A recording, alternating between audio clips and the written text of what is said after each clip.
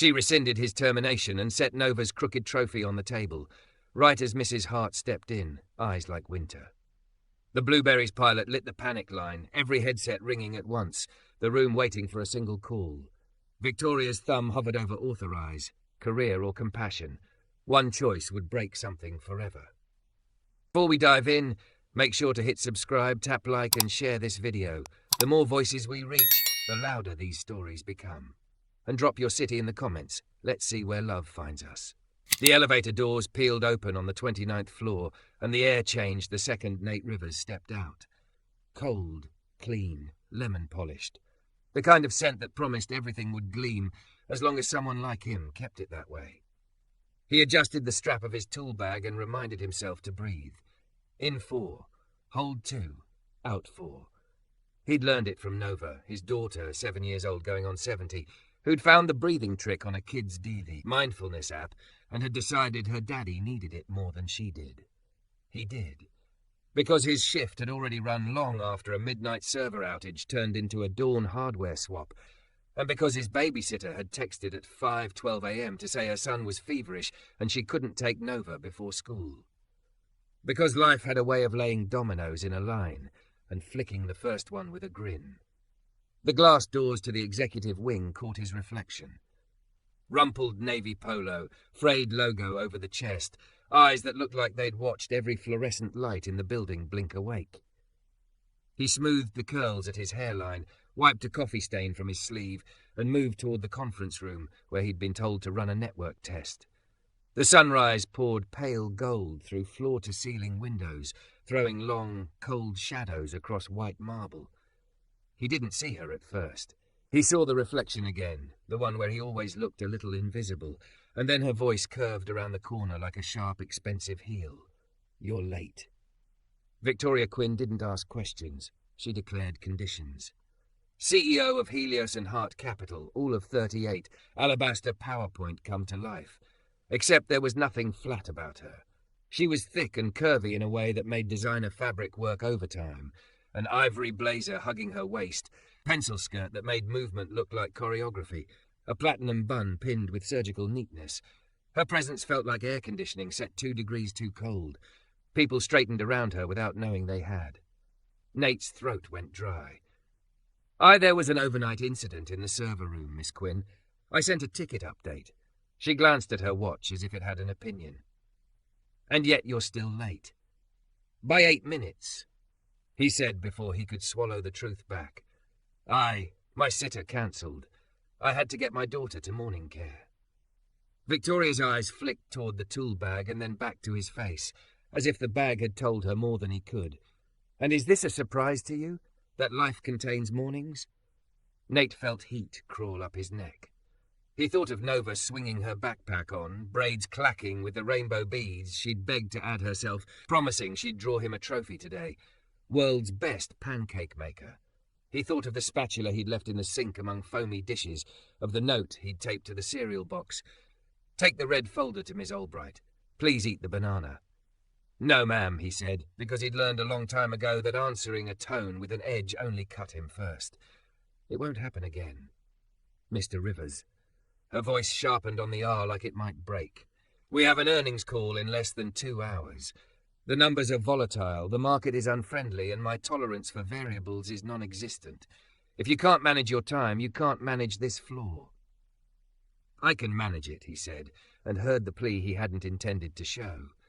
She looked over his shoulder to the conference room, where 2 assistants were aligning bottled waters like tiny soldiers. "The test? I'll run it now," he said. The next 10 minutes were a blur of cables and status lights, his hands moving the way hands learn to move when the brain is exhausted. But the stakes are simple. Make green lights stay green. He could feel her presence behind him, not hovering. Victoria Quinn didn't hover, but observing with the clinical attention of someone who believed observation alone improved outcomes. He finished, typed, waited. The network returned a clean slate of metrics. "All set," he said without turning around. "Your connection's stable." "And you?" she asked. He swallowed. "I'm fine." The word sat heavy between them. She stepped closer, arms folded, not defensive, just contained. The conference room glass reflected her profile. Strong chin, full mouth you'd call pretty if you weren't smart enough to be afraid of what it could say. She was the kind of woman who made an entire room recalibrate its expectations of itself.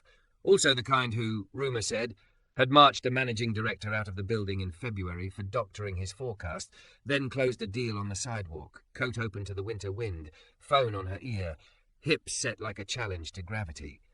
"You've had 2 late arrivals this month," she said. "Last Tuesday, today. I don't care why. I care that it happened." "Understood. I built a company on performance," she said. "Not on stories. Not on sympathy. Do your job, and you're no story at all. Fail, and you become a cautionary tale. Which do you prefer to be?" "Not a tale," he said softly. "Just a man doing his work." Something flickered then, an almost imperceptible twitch at the corner of her mouth. If it was humour, it died young. "Security will process your exit package," she said. It took a second for the words to line up into meaning. "I'm sorry? You're done here." The floor slid under his feet, though he hadn't moved. Sound thinned. "Miss Quinn, I'm IT support for your entire executive wing. You have a call in 2 hours. I'll have another technician here in 40 minutes. We contracted redundancies for a reason." She checked the watch again, as if boredom and busy shared a dial. "Pack up your station." He blinked at his reflection in the glass and saw some other man turning away from his own life. His chest tightened, not the breath trick, the opposite. "Please," he said, and hated the way the word left his mouth, flimsy, human. "I can fix whatever's wrong. I can come early. I'll stay as late as you need. Just, I can't lose this." She didn't sigh. Victoria did not perform relief of tension. She sliced it when it obstructed the view. "Helios and Hart can't lose reliability. We are a firm, not a family." Then, almost as an afterthought, "And you shouldn't try to make it one." He thought of Nova's backpack again, peach-coloured with a unicorn whose horn had peeled to silver. The way she'd squinted at his face before school. "You look like you need a juice box," she'd announced, and he'd laughed so he wouldn't cry. "I've been reliable," he said, his voice steadier than he felt. 2 years. Nights, weekends. I moved my whole life around this place." "Then move it again," she said. In another world, he would have left silent. Dignity is a small god. You worship where you can. But the dominoes had been falling since dawn, and the sound was loud now, a clicking inside his skull. "Do you know what childcare costs in this city?" he asked, and instantly regretted it. Not the question, the exposure. "Do you know what 1 month of rent looks like when you're alone?" Her face didn't change. "Do you think this makes me want to keep you more?" No. He lifted his tool bag because his hands needed something to do. His palms were damp, but maybe it could make you want to look twice before you decide a story doesn't matter. A muscle jumped in her jaw. He had the wild, inappropriate thought that if you pressed your index finger to the spot, she'd snap your hand like a ruler. "Good luck, Mr. Rivers," he nodded. The assistants looked anywhere but at him. The hall narrowed, fluorescent hum rising to a whine. At his locker station, he emptied a small universe, a chipped mug that said "Best Dad," gifted by Nova with a dollar store sticker glittering crooked on the side, a pack of gum, a photo of a girl in a yellow raincoat showing 2 missing teeth with unholy pride. He slid the photo into his wallet and closed the metal door with a gentle click, as if slamming it would be a confession. Security didn't have to escort him. He wasn't a threat to anything but his own heart rate. He texted Nova's morning care teacher to ask if he could pick her up early. He texted no one else. He rode the elevator down, watching floors blink past like failures he hadn't earned. In the lobby, the guard at the desk, Big Dwayne with a soft spot for Nova's jokes, lifted his chin in a question that had only one answer. "I'll swing by later for the rest," Nate said, though there was nothing left to swing for. He walked into morning light that made the city look newly invented and cruel. The wind cut across the plaza with a wet blade. Somewhere 2 blocks away a bus sighed and kneeling brakes whistled like a teacher calling a class back to order. He sat on the low ledge by the planters and stared at his phone. His fingers typed 4 words before his brain could decide if they were wise. "Hey, Bug, you up?" 3 bouncing dots. Then, "I am. Guess what? I made a trophy and Miss... I said you can come see it if I want." His throat tightened. He swallowed once and answered, "Sure. I want." "Come now," she wrote. "Bring her face." He smiled despite himself, a slow, unwilling curl. The last thing he wanted was to walk back into a building where he didn't belong, but the first thing he needed was to see his kid hold something she'd made like proof that the world still worked. On the 29th floor, Victoria stood alone in the conference room and looked toward the place he'd been 3 minutes ago. The room didn't feel improved. The lemon polish bit a little too hard at the back of her throat. She told herself it was the after-scent of urgency. She told herself he'd been a variable, and she was done with variables. Still, when she lifted her wrist to check the time again, she found her hand slow to move. Through the glass, she could see her reflection with perfect accuracy. Impeccable, composed, soft in all the right places and unyielding where it counted. Thick hips, narrow waist, authority poured into shape. She had always been her own force field. It had kept her warm when nothing else did. Her phone buzzed. A calendar reminder. Earnings call prep with finance, 7:30 a.m. She dismissed it and, in a motion that felt unstrategic and therefore dangerous, reopened the security feed on her screen. The lobby cameras showed a man sitting on a planter ledge, a tool bag at his feet, his head bowed over a phone that made him smile like sunlight had just chosen him. Variables, she reminded herself, are for other people. Her finger hovered over the X in the window. It stayed there a heartbeat longer than it should have. Then she closed the feed, straightened her blazer, and told herself she hadn't felt anything at all. Don't forget to subscribe for more intense cinematic love stories. Your click helps us make the next chapter. The lobby guard's smile widened when he saw Nova's name in the visitor book, and Nate standing behind her with a paper crown askew on her braids. The crown said champ in rainbow marker, dotted with gluey sequins. Nova tugged his sleeve the way she did when she wanted to be sure he wasn't a dream. Daddy, Miss A says I can show you my trophy in the library, but you got to do your breath first so your face is soft. He tried to laugh. It came out like a cough. In 4, hold 2, out 4, he murmured, and felt his chest open by a finger's width. Lead the way, Bug. The school smelled like pencil shavings and paste, a scent that was somehow kinder than air anywhere else in the city. In the library, a low table had been turned into an awards dice. Construction paper, a stapled ribbon, a tiny gold cup hot-glued onto a cardboard pedestal. World's best pancake maker, the plaque read in a child's careful hand. The cup was crooked. It was perfect. Nova held it with both hands like a candle at a vigil. I made it because when it was still dark, you made pancakes so I wouldn't be late, and you put blueberries in them like Mickey ears, and you didn't even burn them. Mostly. High praise, he said, and his eyes stung so suddenly he had to look at the rug, where a dinosaur missing one foot had been stitched into the pattern. He knelt. Thank you for my trophy, Nova Jean. She leaned forward until their foreheads touched. You're welcome, Nathaniel James Rivers. Big names only when we're serious, huh? She nodded, solemn. Serious like, do we get to keep living here forever serious? Ms. A says grown-ups make choices with their mouths. Did your mouth say a bad thing at work? Nate's phone vibrated in his pocket. Exit paperwork available at 3 p.m., and he silenced it without looking. My mouth was nice, he said. Today it just didn't matter. Nova's gaze sharpened with the ferocious empathy of a 7-year-old who believed fairness was the natural law of the universe. Who decided it didn't matter? A lady who's very good at her job, he said, because he refused to make a villain of the person who had made a choice from a place he couldn't yet see. Nova looked down at the little cup, and then, with a resolve that startled him, marched to the librarian's desk. Miss A, can I borrow your fancy pen with the floof? Miss Albright smiled. The one with the pink feather? That's for emergencies only. This is an emergency, Nova said. My dad needs unfired. Miss Albright glanced at Nate. He spread his hands. Let her. Miss Albright lifted the pen with a flourish. Use your best words. Nova set the trophy down and pulled a sheet of paper from the scrap box. Her tongue peeked out the corner of her mouth as she wrote in squat, earnest letters. When she was done, she drew a heart so big it almost swallowed the words. Then she folded the paper, tucked a sparkly sticker on the flap like a seal, and looked up at him. Do you know where the boss of your building lives? She asked. On the 29th floor, he said, half choking on a laugh. Why?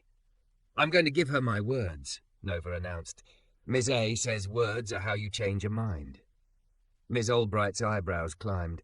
"We could mail it," she suggested gently. Nova shook her head. "The mail is slow. This feels like now." Nate started to say there was no way. Security protocols, badges, dignities. But the sight of her small fist around that paper broke something open in him he hadn't wanted to admit was there. A belief, tucked into the lining of his ribs, that 7-year-olds could move mountains simply by asking them to please scoot. "We'll try," he said. They walked back through the city hand in hand, trophy in a tote bag, Nova's crown bobbing as she narrated the world, pigeon courtship, the mystery of a puddle shaped like a seahorse. Nate rehearsed polite phrases in his head. "I know you made your decision. We're not here to make a scene. My daughter wanted to say hello." He rehearsed his exit too, in case he had to carry her out while she wept. He prayed she would not have to learn about the kind of no that lives in marble. At Helios and Hart, Duane rose as they approached. "Hey, Nova," he said with exaggerated formality. "You look like a person in charge." "I am," she said. "I need to go to floor 29. Duane's mouth tilted. Usually only people with badges can do that. Nova slid the folded letter across the desk, earnest gravity incarnate. "Can you give this to the lady who makes choices with her mouth? The one with the hair that's like a cinnamon bun and the clothes that are—" She waved her arms, searching for a word big enough. "Expensive." Duane looked at Nate. Nate lifted a shoulder. "We understand if that's not possible." Duane stared at the envelope. His own daughter had left purple crayon on half his T-shirts. He recognized the authority of a child's plea when it burned clean. "Let me see what I can do." Upstairs, on 29, Victoria Quinn was all necessary edges.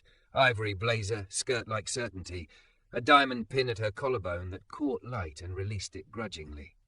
The earnings call had gone as well as it could in a quarter that demanded teeth. She had been precise and unsparing. The street liked competence. She gave it no room to doubt. When she hung up, the room exhaled. She did not. Her assistant hovered. "Legal sent revisions to the vendor contracts. Also." A pause. "Security called. There's a visitor who left something for you." "I'm not receiving," Victoria said without looking up. "It's a letter," the assistant said, "from a child." That made her look. "We don't accept physical anything. Policy. The guard says it's sealed with a sticker that says believe," the assistant said apologetically, as if the sticker itself had agency. "And the child insisted it's for the lady with expensive clothes who makes choices with her mouth." Victoria's jaw ticked. She heard the echo of a hallway she hadn't visited in 25 years. A door closing. The small sound a mouth makes when it sews itself shut in order to survive. She held out her hand. The envelope was warm, as if it had recently been inside a pocket close to a scampering heart. She peeled the sticker with surgical care and unfolded the paper. The letters rode the lines like brave little boats. "Dear boss lady, please don't fire my dad for loving me. He has to take me to school because I am 7 and not allowed to drive. He does his breaths and makes pancakes and says we keep our promises. If you bring him back, I will share my trophy and we can give you a pancake too. Blueberries are optional. Sincerely, Nova Rivers, your building's daughter." Under the name, a drawing. A tall woman with a big bun and a big heart. A man with a tool bag and a small girl holding both their hands. The woman had a crown labelled Decider. Something in Victoria's chest leaned forward as if to hear better. She told herself it was a reflex, a curiosity, a momentary slip between inputs. It was not pity. She did not do pity. Pity had been a visitor at the end of her childhood bed, a thing that spoke in cooing nothings while the refrigerator moaned in hunger and the rent note slid under the door like a threat. She had built herself into an answer to that note. She had learned that softness was a luxury she could not afford. But these were not pity words. They were simply words. Straight as string. "Please don't fire my dad for loving me." Her computer chimed. "Notice, Rivers, Nathaniel, exit packet confirmed." She clicked it open and saw the ordinary brutal shape of it. Dates, sums, an end to the medical coverage marked by a line that did not know it ran through a child's winter. She hovered over the authorize button. Her nail was a small, hard, white half-moon. Her hand did not move. "Do you want me to reply to security?" her assistant asked, uncertain. "Tell them to discard it," she almost said. Policy, procedure, precedent. The 3 Ps that had saved her like armor she could live inside. Instead, she said, "What's the child's name?" "Nova." "Pretty," she said, surprising herself. "Like an explosion." "Like a star," the assistant offered. "Those are the same," Victoria murmured, more to herself than to anyone. She closed the HR window and opened the internal directory. Rivers, Nathaniel, 2 years, night shift frequently, commendations from infrastructure. She clicked deeper. File note, single father, emergency contact, Ms. Albright, school. The note had no bearing on performance. Someone had included it anyway. She stood so quickly her chair rolled back and hit the credenza with a muted knock. "I'll be out for 20 minutes, she said. The assistant blinked. "Where?" "Lobby," Victoria said. The word felt strange in her mouth. It always had. The executive wing was a controlled climate, the lobby a weather pattern. She took the elevator alone, watched the floors blur in the mirrored panels, a column of V's like a chorus line, precision without joy. The doors opened to the desk, where Dwayne straightened instinctively. Nova stood with her palms pressed to the glass of the rotating doors, watching the city spin in 3 pie wedges. Nate stood just behind her, tote bag on his shoulder, trying to be invisible and failing only because love made him luminous. Victoria stepped forward and Nova turned, crown askew, eyes bright with the ferocity of belief. "Are you the lady who decides?" she asked. No one had ever said it like that. Not a threat, not a plea, not a curse, a title, a fact. "I am," Victoria said, and heard how that sounded, like a queen in a coin. Nova pointed at the paper in Victoria's hand. "Did you read it with your eyeballs and your heart?" "I read it," Victoria said, and for the first time in years the word "it" encompassed more than ink. "Both." Nate opened his mouth, closed it, opened it again. "Miss Quinn," he said finally, as if he had practiced the syllables until they were smooth. "We're not here to put you on the spot. She just needed to feel like she tried." Nova slid the tote bag toward Victoria until the trophy's little gold cup peeked out. "This is for sharing," she said. "When my dad makes pancakes, he always asks if I want blueberries, and sometimes I say no, but he still puts one in the middle, just in case I forget to be brave." The lobby hummed around them, people badging in, coffee lids clicking, the city lifting itself into its morning. Victoria looked at the crooked cup, at the heart like a planet on the letter, at the man who had been 8 minutes late because he had been on time for a child who could not walk herself into a day. There were 1,000 ways to keep the world as it was. There was only one way to change it. "Mr. Rivers," she said, and her voice was different, still cool but with a warmth beneath it like a register turned on. "Will you come upstairs for 10 minutes? I have a question for you." Nate's eyebrows rose. "Of course." "What's the question?" Nova asked, because small people love the function of a question. Victoria held up the trophy, its glue still a little tacky. "Do you think blueberries should be optional?" Nova grinned like a sun cracking open. Not when somebody forgot to be brave. Victoria felt something she had not let herself feel in a very long time. The click of a door opening inside her chest, the air beyond it warmer than she remembered. Dwayne hit the elevator button. The doors sighed open. As they stepped in, Nova slipped her hand into Victoria's, small and sticky with a child's life. Victoria did not pull away. The doors closed on the lobby's noise, and for the first time all morning, her reflection in the mirrored panel did not look like armor. It looked like a woman about to choose what kind of story she wanted her mouth to make. The elevator hushed open on 29. Nova's small hand was still tucked in Victoria's, her palm warm with the minute static of childhood. Nate walked half a step behind, tote slung over his shoulder, as if trying to shrink his presence to the size of a breath. On the way down the hall, assistants performed the subtle ballet of not staring. The lemon polish smell bit less this time, or maybe Victoria had stopped armouring herself with it. "Conference B," she said, and the glass door sighed open like a secret deciding to tell itself. Nova gaped at the view. River like a ribbon of hammered silver, the city unfurling in confident edges. "This is where the lady who decides looks at the sky," she whispered. "This is where the lady who decides looks at spreadsheets," Victoria said, managing a curve at her mouth she would not call a smile. She set the trophy on the table, its crooked gold cup glinting like an inside joke, and turned to Nate. "I need to understand the shape of your mornings." Nate cleared his throat. "I work nights more than most. Usually I trade with Joaquin because he's got college classes. Most days I can do the morning handoffs if the babysitter shows or if Nova's school opens on time. This morning our sitter's son had a fever and the aftercare app crashed, so we got bounced to walk in. If I'd had 10 more minutes. She gave you 8, Nova offered, entirely guileless.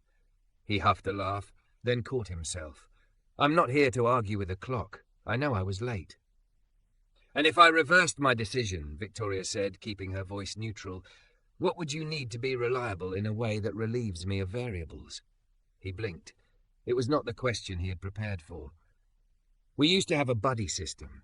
Before budget cuts, someone on call for each floor during peak windows. You ping a code word in Slack and they cover your console for up to 15 minutes. A rotation. It cost time more than money. A code word, Victoria echoed. Nova perked up, like blueberries. Victoria glanced at the crooked cup. She could almost feel a thread pulling through her rib cage, stitching her to a different version of herself. Blueberries, she said, and the word tasted ridiculous and right. What else? A grace window, Nate said, voice steadier now. 8 minutes is, precise. Life doesn't always land on the minute. 10? Plus a panic line that routes to Dwayne's desk. If it rings twice in 5 minutes, security comes to cover a phone while techs switch over. And, he rubbed the back of his neck, embarrassed by his own practicality, a childcare benefits check-in that doesn't take 6 months to approve. Victoria set her palm on the glass and let the cool bleed into her skin. You're asking me to change policy because of one morning. He drew in 4, hold 2, out 4.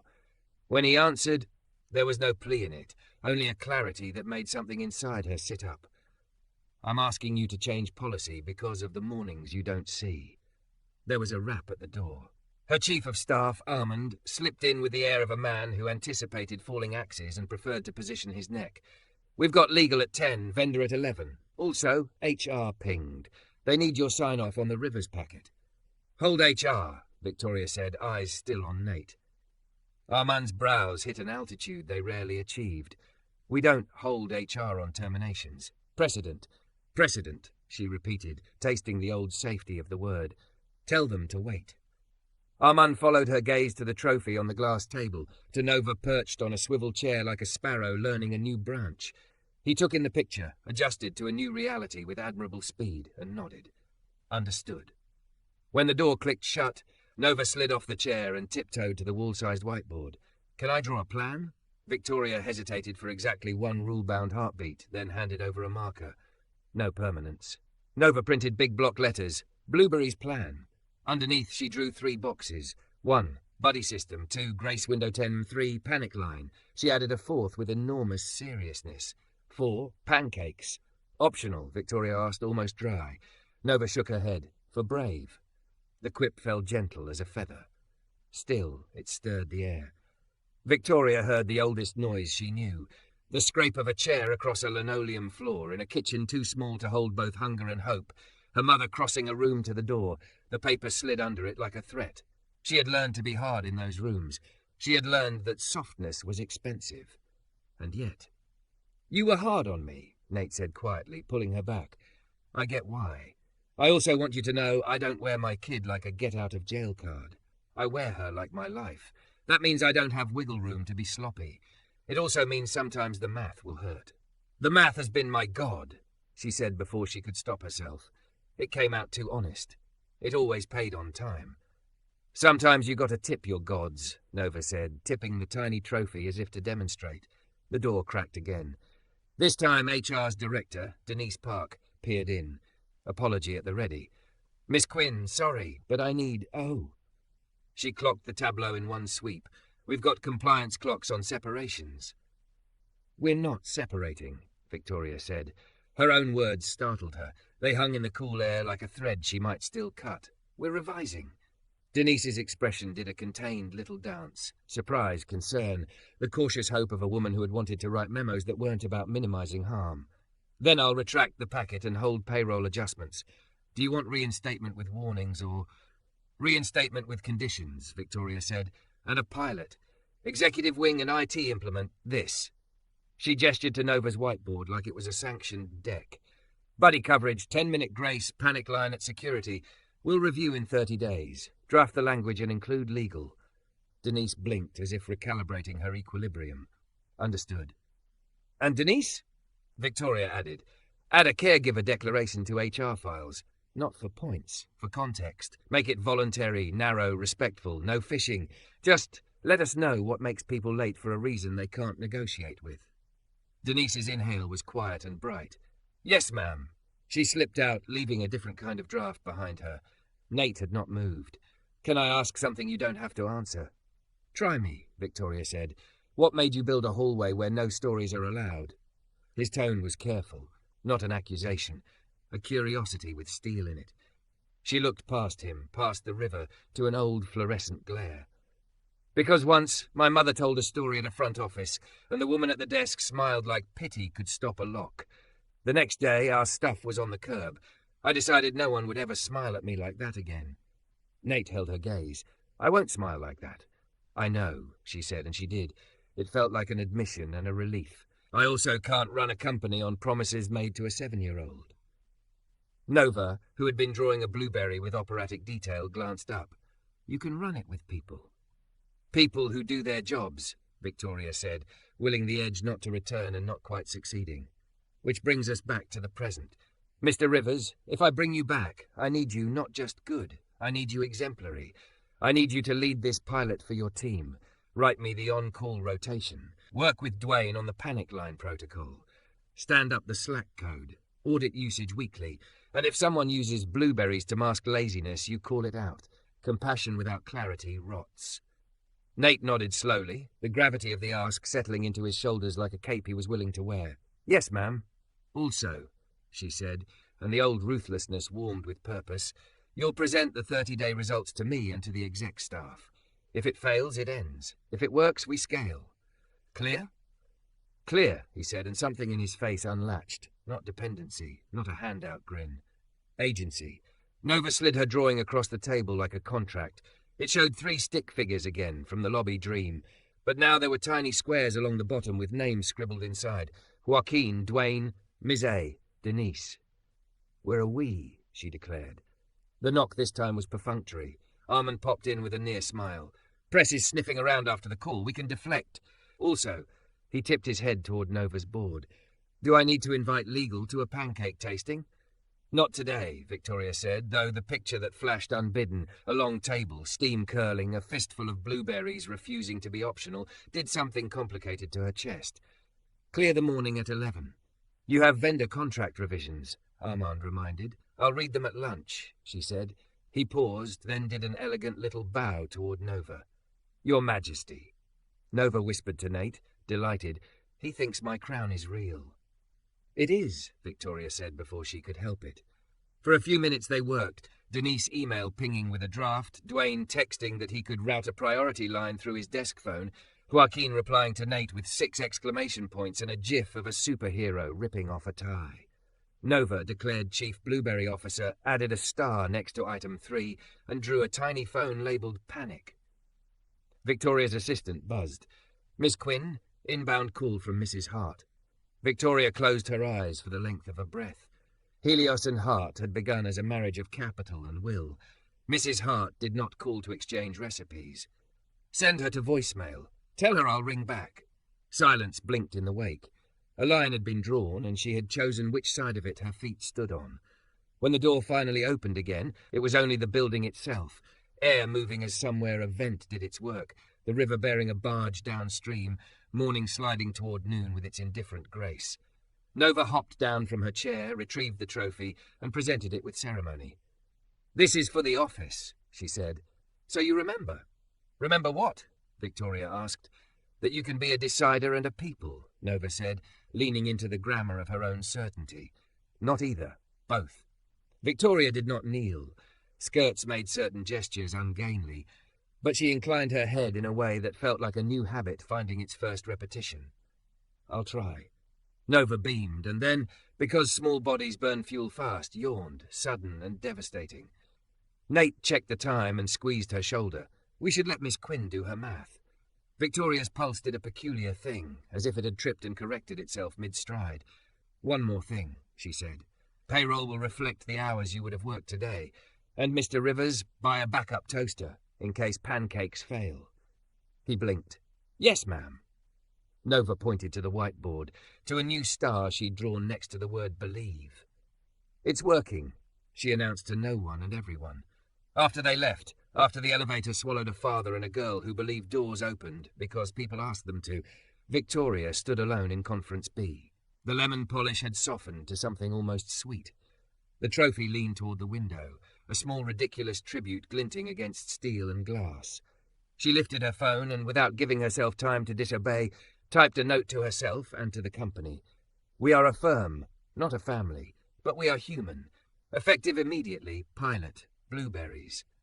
She added the bullets from Nova's board, her own edits in clean, flinty lines, and pressed send. For a long time she had believed the only way to survive the world was to change herself into the shape the world demanded. Today, she had changed the shape of her world instead. The difference was not dramatic. The street would not feel it. The board would, eventually, and then they'd name it with some acronym that drained the juice from it. But here, now, the air shifted. In the glass she saw her reflection, hips and waist, and not a corner on her that wasn't chosen. She had always been a force field. She could also be a door. Her assistant's voice came through the intercom, amused and slightly awed. By the way, Legal wants to know what Blueberry stands for. They need an acronym for the doc. Victoria looked at the crooked gold cup, at the whiteboard stars, at the emptied chair where a child had believed out loud. She let herself smile full this time. Tell them it stands for itself, she said, and schedule pancakes for Friday at 8. Friday came in on the nose of coffee and warm batter. The executive kitchenette, typically a shrine to chrome and rules about labelling your yogurt, had been transformed by an induction griddle, a stack of paper plates, a squeeze bottle of syrup that promised maple style, and a bowl of blueberries that looked like small planets. Dwayne, hair tucked under a disposable cap like he was auditioning for a cooking show, flipped pancakes with a competence that made everyone trust breakfast as a concept. Joaquin manned the blueberry station with the reverence of a sacristan. Denise from HR stood near the doorway with a clipboard she was not actually using. Someone had put the crooked trophy, world's best pancake maker, on the counter like a guest of honor. Victoria arrived at 7:58 a.m. in dark jeans and a white button-down with rolled sleeves. She still looked like money. She just looked like money on a day off. Eyes flicking to the griddle, she felt the briefest, most treacherous lift in her chest. She told herself it was relief that people had shown up. She told herself it wasn't the smell of vanilla making her think of kitchens she'd tried to forget. Blueberries? Joaquin asked. Ladle paused. Optional, Victoria said. Optional for bravery, Denise corrected, deadpan, and the room laughed in a way that didn't ask permission. Nate slid in, a little out of breath from hauling a second extension cord, badge blinking green at the kitchenette threshold. He caught Victoria's eye and gave a small nod. Grateful, professional, not deferential. She nodded back. They were both learning a new choreography. Okay, team, he said, tapping the counter with a spatula. Quick housekeeping. The Blueberries pilot is live. On-call rotation docs pinned in exec ops. Grace window is 10 minutes around shift changes. Panic line is on Dwayne's desk.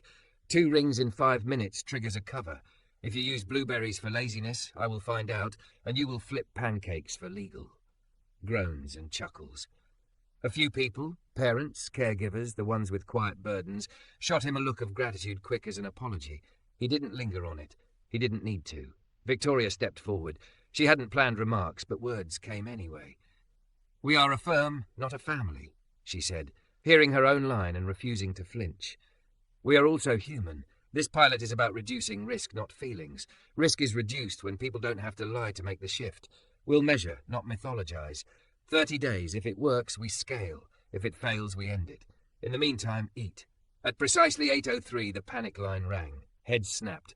Dwayne's hand was already moving. Security, he answered, voice trained, easy. He listened for 2 beats. Copy. Blueberries. I'm on it. He looked at Nate. Vendor hotline on 6 just jammed. Joaquin's covering, but we need swap in 5. Nate didn't blink. Joaquin, you've got 5 covered. Our man, step to 6 and read the script. Denise, watch the clock.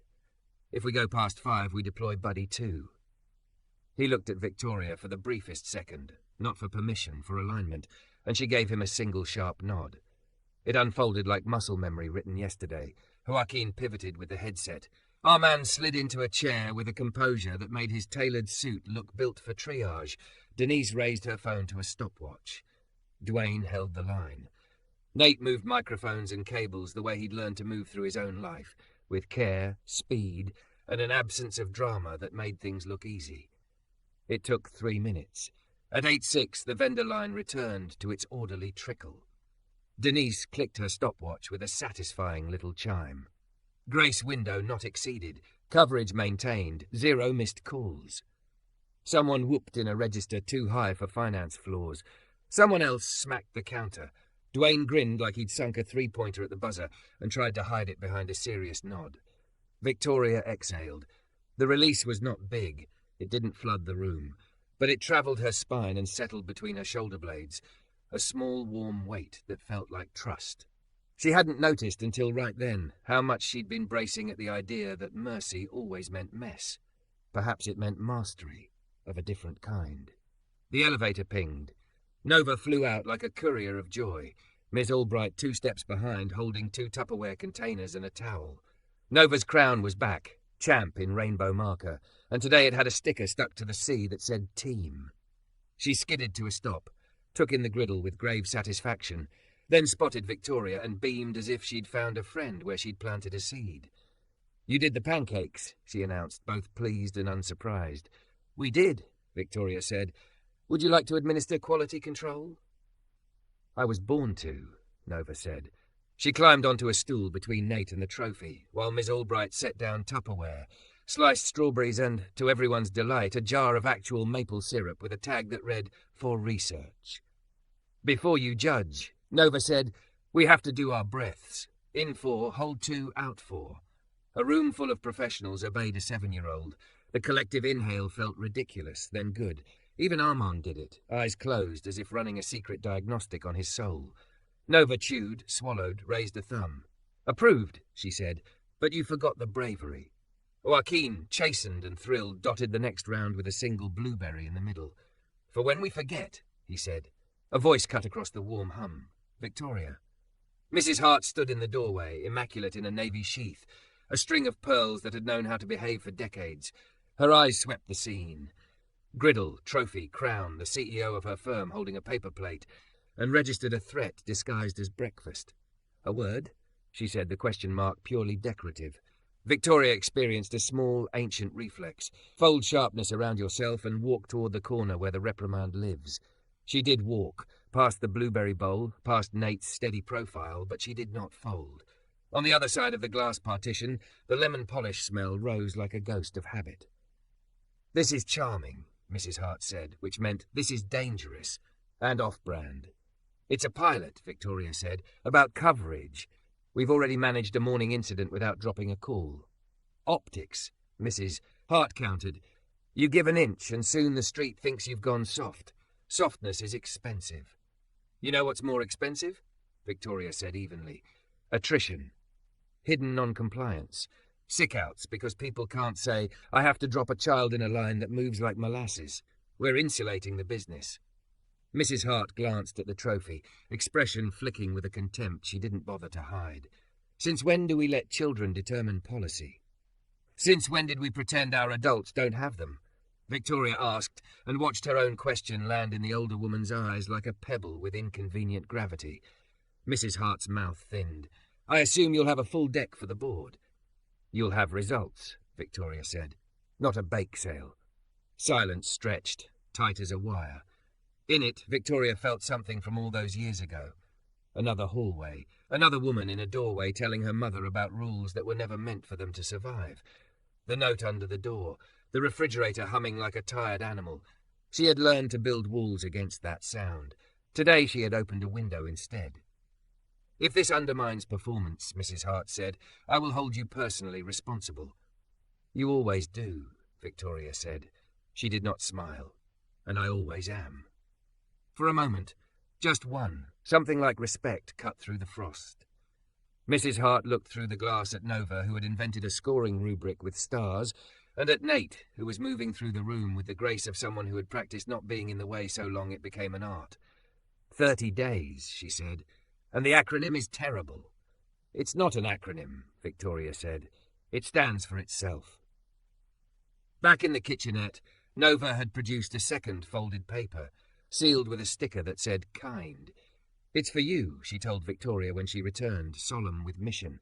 It's a certificate. Victoria peeled the sticker. Inside, in block letters, Nova had written, Certificate of a Decider, who is also a people.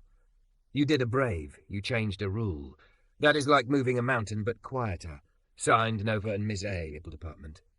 Something shifted in Victoria's chest. Not a door this time, but the furniture in the room beyond it. Angled differently, more hospitable. She laughed, an unguarded sound she would not recognize on a recording, and then she did something she hadn't done since she'd taken this job. She told a story on purpose. When I was your age, she said, keeping her voice even, a lady at a front office told my mama that our story didn't fit the form. The next day we had to pack our life in boxes, because a piece of paper had a box for a signature, but not a box for mercy. I decided then I'd build a life where no one gets to decide I don't fit a form. I forgot, she stopped. The room had gone very still. That I could also build better forms. Nate watched her with that same steadiness. No pity, no applause. Just a man listening with the care you give to a fragile thing that might be a beginning. Can we make a new form? Nova asked, with a little box that says blueberries. We can, Victoria said, and her voice surprised her again by not breaking. A phone buzzed. Denise checked and lifted her clipboard as if it had remembered its purpose.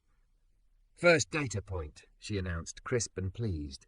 Because of the grace window, we averted 2 tardy dings and 1 no-show. Net effect, 0 service impact. Measurable morale spike. Also, legal has requested pancakes as a mitigation strategy. Armand raised his plate. In favour. Dwayne flipped the last batch like a magician, revealing an uncomplicated truth. Joaquin crowned each with 1 unnecessary blueberry, right in the middle, a standard now, and Victoria reached for a fork. Optional? Joaquin asked again, teasing. She looked at the bowl, at the trophy, at the girl who had walked into her marble morning and changed the math by telling the truth. Not today, she said, and placed a single blueberry in the centre of her stack. They ate. The room grew noisy in a way that felt like work getting easier because people weren't pretending not to be themselves. Through the glass, the river slid past, metallic and purposeful. Somewhere a meeting started on time because someone else had been allowed to be 8 minutes late without lying about why. When the plates were empty and the griddle cooled, Nova hopped down and tugged Victoria's sleeve. Can I show you the library at my school sometime? We have a dinosaur rug and a real quiet corner, and Miss A says CEOs need quiet corners too. I suspect we do, Victoria said. Send me a calendar invite. I'm very important. Nova giggled and saluted. Yes, people decider. When they left, Nate with the tote and the griddle, Nova carrying the empty maple jar like treasure, Victoria stood for a moment by the counter, fingers on the dented little trophy. The lemon polish smell had surrendered to butter and heat and the trace of fruit. Through the glass, she saw her reflection. Still the woman who could walk into any room and lower the temperature by 2 degrees, still thick at the hip, precise at the eye, now holding also a paper certificate signed by a child who had declared her both. A decider, a people. She tucked the certificate under the trophy, opened her laptop and drafted the board note. Blueberry's pilot, week 1, metrics and rationale. She included the numbers. She did not include the taste of vanilla. She did not include the way a room had breathed in 4, hold 2, out 4 together and then done its work. Some things you measure. Some things you keep like a warmth you can return to. At 9:01 she hit send and, without bracing, stepped into the rest of her day.